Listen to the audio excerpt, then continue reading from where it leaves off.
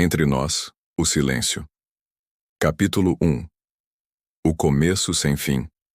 Alice era jornalista e amava escrever sobre sentimentos, mesmo tendo dificuldade em falar sobre os próprios. Em uma entrevista com um grupo de artistas plásticos, ela conheceu Rafael. Ele era introspectivo, pintava quadros que pareciam gritar tudo o que ele não dizia. E ela se encantou pela profundidade do silêncio dele. Rafael parecia sempre distante, como se vivesse em outro tempo. Mas quando falava com Alice, era como se o mundo parasse. Ela começou a frequentar mais o ateliê dele, com desculpas profissionais que escondiam um desejo cada vez mais íntimo de vê-lo.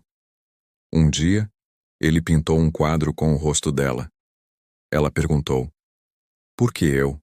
E ele respondeu: "Porque você tem olhos de quem já se perdeu e voltou." Foi naquela noite que se beijaram. Lentamente, como se temessem quebrar algo frágil demais. E foi o início de algo lindo e confuso. Rafael desaparecia por dias, depois voltava cheio de carinho, como se nunca tivesse ido. E ela aceitava, mesmo sem entender. Porque era fácil amar Rafael. O difícil era aguentar ser amada por alguém que não sabia ficar. Capítulo 2. O peso do que não dizemos. Alice tentou se adaptar ao jeito dele.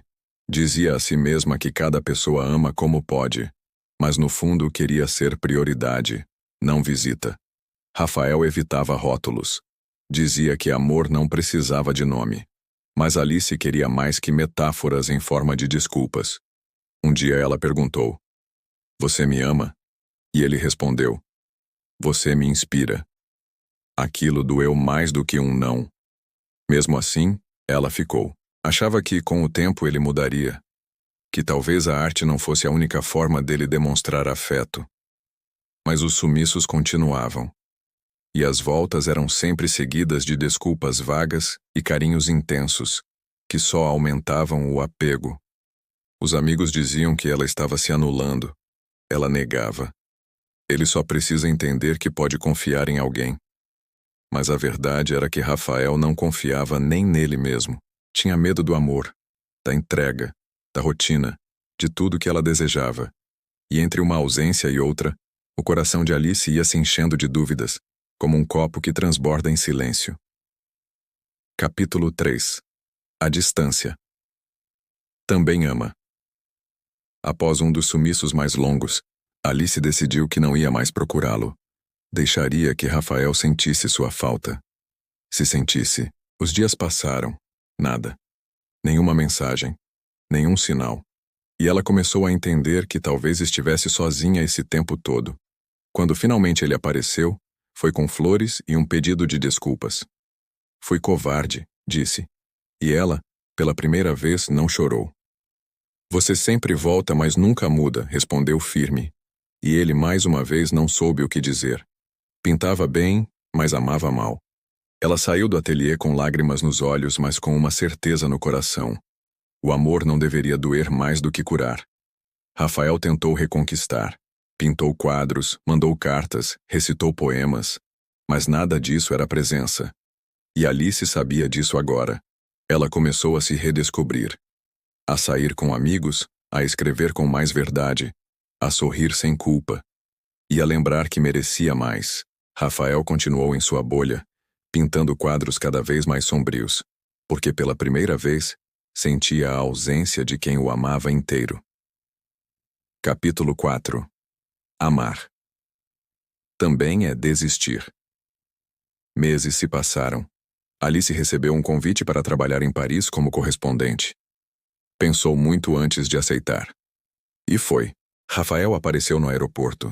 Disse que agora estava pronto, que mudaria, que a queria de volta. Mas era tarde. "Eu te esperei tantas vezes. Hoje é minha vez de ir." Ela disse com a voz firme e os olhos cheios de saudade. Rafael tentou segurar sua mão, mas ela soltou. E entrou no avião com o coração em pedaços e a alma leve. Em Paris tudo era novo. A dor ainda vinha às vezes, mas era diferente. Era uma saudade que ensinava, não que prendia. Ela escreveu um artigo sobre relacionamentos que a fez viralizar. Chamava-se "Quando o amor não sabe ficar." Rafael leu o texto e chorou. Pela primeira vez entendeu que amar também é estar, e que às vezes, quem vai, não volta. Alice, por outro lado, seguia, sentindo falta, mas cheia de si, porque aprendeu que é melhor estar sozinha do que ser metade na vida de alguém. Capítulo 5. O quadro que nunca terminou. Anos depois, Alice voltou ao Brasil para lançar seu primeiro livro. No evento, viu um quadro pendurado na parede da galeria. Era ela. Rafael estava lá de longe, só observando. Ela sentiu o coração acelerar, mas respirou fundo. Era passado. Após o evento, ele se aproximou. Pintei esse quadro por anos. Nunca consegui terminá-lo. Até te ver feliz de novo. Ela sorriu. Talvez porque eu nunca fui sua por inteiro. E ele assentiu em silêncio. Dessa vez, aceitando. Conversaram por minutos, sem promessas, sem planos. Apenas uma despedida bonita, como mereciam desde o começo. Alice voltou para Paris no dia seguinte. Rafael ficou com o quadro dela na parede do ateliê, inacabado por dentro, completo por fora. E ela escreveu mais um texto. Nem todo amor é para ser vivido. Alguns são só para ensinar a não se esquecer de si, porque entre eles havia o silêncio. Mas também havia respeito, saudade e a certeza de que algumas histórias não têm final feliz, e mesmo assim são lindas.